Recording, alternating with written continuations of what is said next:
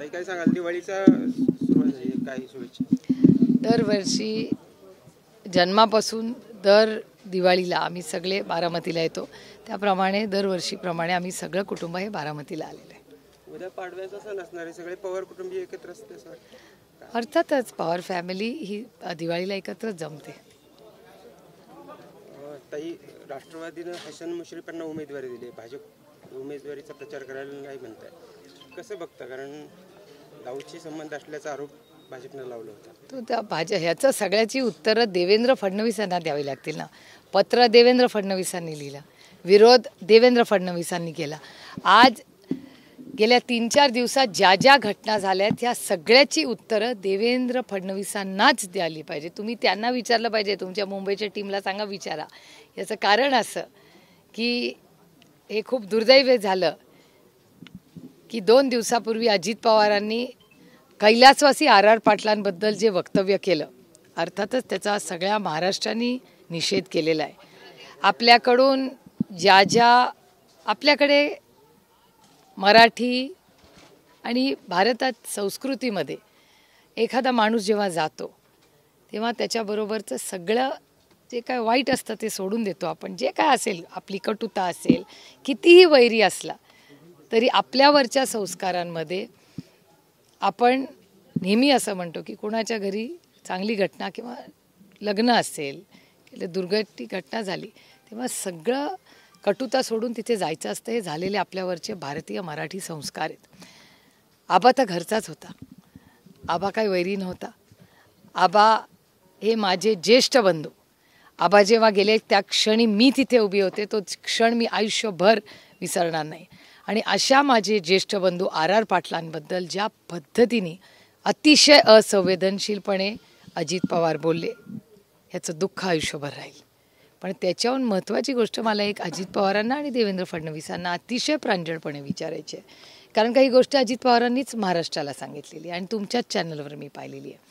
ते असं म्हणाले की एक तर आरोप पहिला कोणी केला, ही क्रोनॉलॉजी थोडीशी आपण बघूया. पहिला आरोप देवेंद्र फडणवीसांनीच केला. पक्ष आम्ही सगळेच एक होतो, तेव्हाही आम्ही काही बोललो नाही, आजही आम्ही काही बोलणार नाही. पण आज विषय अजित पवारांनीच काढला आणि तुम्ही मला प्रश्न विचारताय म्हणून मी प्रश्न विचारते देवेंद्र फडणवीसांना की महाराष्ट्र देवेंद्र फडणवीसांना प्रश्न विचारू इच्छित की नक्की खरं काय. पहिला आरोप अजित पवारांवर भारतीय जनता पार्टी आणि देवेंद्र फडणवीसांनी केला, हा पहिला मुद्दा. त्याच्यानंतर ACBची इन्क्वायरी ही देवेंद्र फडणवीसांच्या आग्रहापोटीच सरकारने तेव्हा लावली. तेव्हा देवेंद्र फडणवीसांची मागणी पूर्ण करण्यासाठी आणि RR पाटील एक इमानदार माणूस होते, त्यांना कधीच ध्यानीमानी आलं नसेल, त्यांनाही वाटलं असेल ना की अजित पवारांनी काहीच केलं नाही. विरोधक इन्क्वायरी लावतायत, आपण पारदर्शकपणे दूध का दूध पाणी का पाणी होऊन जाऊ दे, आपल्या अजितदादांनी काहीच केलं नाही आहे, त्याच्यामुळे इन्क्वायरी लावायला आपल्याला काय डर काय, असाही विचार करू शकले असते. आणि त्यांनी ती इन्क्वायरी फक्त देवेंद्र फडणवीसांच्या आग्रहापोटी लावली असावी. आता तो माणूस तर नाही आपल्यामध्ये आणि अशा माणसाबद्दल बोलायचं नाही, आपले संस्कार आहेत. पण मला एक देवेंद्रजींना प्रश्न विचारायचा आहे की देवेंद्रजी, आपण पहिले अजित पवारांवर आरोप केले, त्याच्यानंतर देवेंद्रजी मुख्यमंत्री झाले, जी सही RR पाटलांनी केली त्याच्यावर फायनल शिक्कामोर्तब हा देवेंद्र फडणवीसांनी मुख्यमंत्री म्हणून केला. आबा तर होम मिनिस्टरच होते, त्याच्यावर मुख्यमंत्र्याची सही हवी होती. तो मुख्यमंत्री कोण? तर त्या मुख्यमंत्री ज्यांनी फायनल ऑर्डर केली त्या मुख्यमंत्र्याचं नाव देवेंद्र फडणवीस. त्याच्यामुळे अजित पवारांवर जी फायनल इन्क्वायरीचा निर्णय कोणी घेतला तर अजित पवारांची इन्क्वायरी देवेंद्र फडणवीसांनी लावली मुख्यमंत्री म्हणून. आणि त्यानंतर राज्याशी गद्दारी केली. मला आश्चर्य वाटते देवेंद्रजी, आपसे उम्मीद नथी.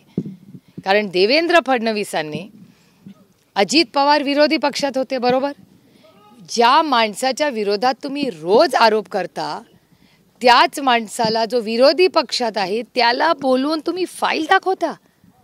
जे देवेंद्र फडणवीस महाराष्ट्राचे मुख्यमंत्री, अजित पवार विरोधी पक्षात, आणि तुम्ही गोपनीयतेची शपथ घेतलेली असताना तुम्ही विरोधी पक्षाच्या माणसावर ज्याच्यावर तुम्हीच स्वतः देवेंद्रजींनीच आरोप केले त्याला तुम्ही सही केलेली फाईल दाखवता. कसा ठेवायचा देवेंद्रजींवर विश्वास आपण? आणि देवेंद्रजी यांना उत्तर द्यावं लागेल हे, कारण का आरोप देवेंद्रजींनी केले. फाईलवर अजित पवारांची जी फाईल होती ज्याची फायनल इन्क्वायरी ही देवेंद्रजींनीच केली आणि त्यानंतर देवेंद्रजींनीच फाईल अजित पवारांना दाखवली. मग झालं काय याचं उत्तर देवेंद्रजींना द्यावं लागेल. तेवढंच नाही, तुमच्याच चॅनलवर आणखीन एक गोष्ट काल सांगण्यात आली की 80 तासाचं जे सरकार देवेंद्रजींनी बसवलं त्याच्यात हे काही तथ्य नाही या आरोपांमध्ये, असं देवेंद्रजींच्या सरकारने घेतलेला निर्णय. मग जे आरोप पहिल्यांदा देवेंद्र फडणवीसांनी केले अजित पवारांवर ते खोटे होते का?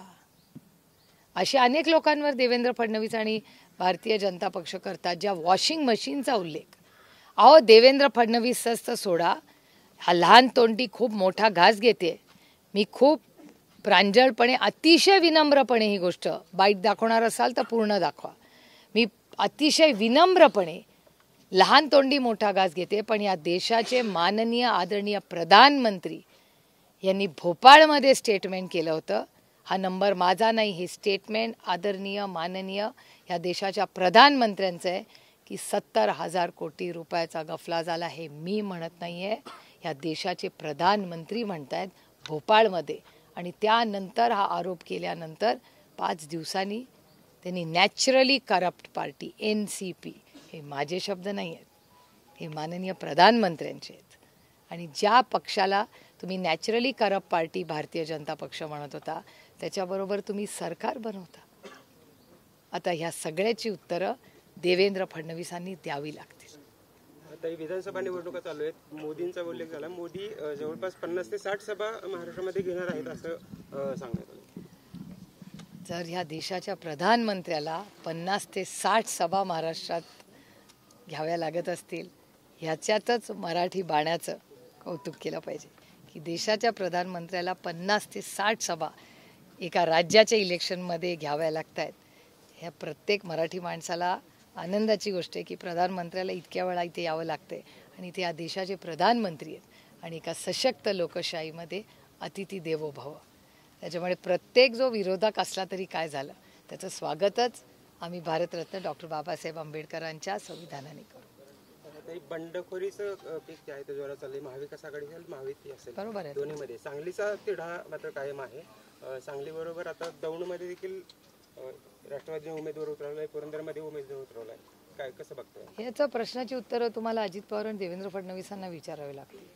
कारण का दौंड आणि पुरंदरचा ज्याचा तुम्ही उल्लेख केला ती युतीचे इश्यूज आहेत. म्हणजे दौंडमध्ये घड्याळ आणि कमळ एकमेकाच्या विरोधात लढणार आहे. त्याच्यामुळे त्यांची काय स्ट्रॅटेजी आहे हे तुम्हाला त्यांना विचारायला लागेल. जलसंपदा खात्याचे जे रिटायर्ड अधिकारी विजय पांढरे यांनी असं म्हटलं की RR पाटलांनी जी भूमिका त्यावेळेस घेतली होती ही भूमिका अतिशय योग्य होती, मात्र कुठेतरी राजकारणात एकमेकांना बदनाम करण्याचं षडयंत्र हे सुरू आहे. त्यामुळे RR पाटलांची यामध्ये काही चूक नाही, त्यांनी घेतलेली भूमिका योग्यच होती. याकडे कसं पाहता? नहीं, RR पाटील की सबसे बड़ी ताकत उसकी ईमानदारी थी आणि गेलेल्या माणसाबद्दल बोलणं हे अतिशय वाईट आहे. कधीच आपण बोललेलं नाही पाहिजे.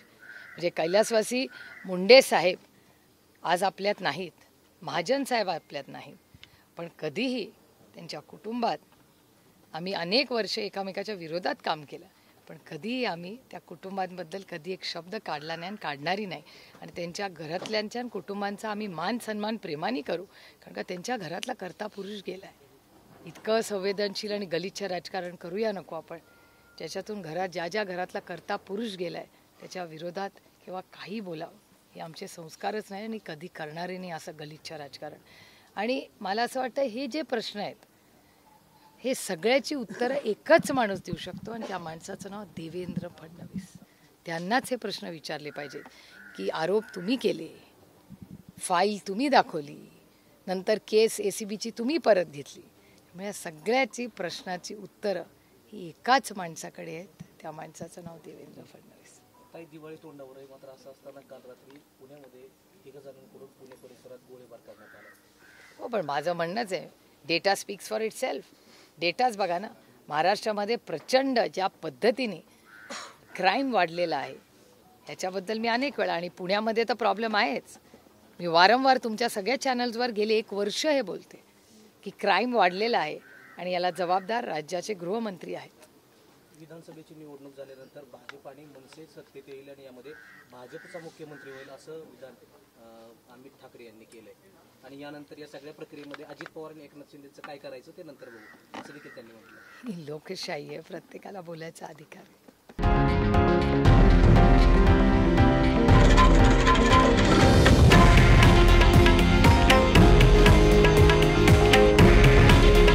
हे आहे देशातील नंबर 1 न्यूज नेटवर्क आणि आपण पाहत आहात TV9 मराठी.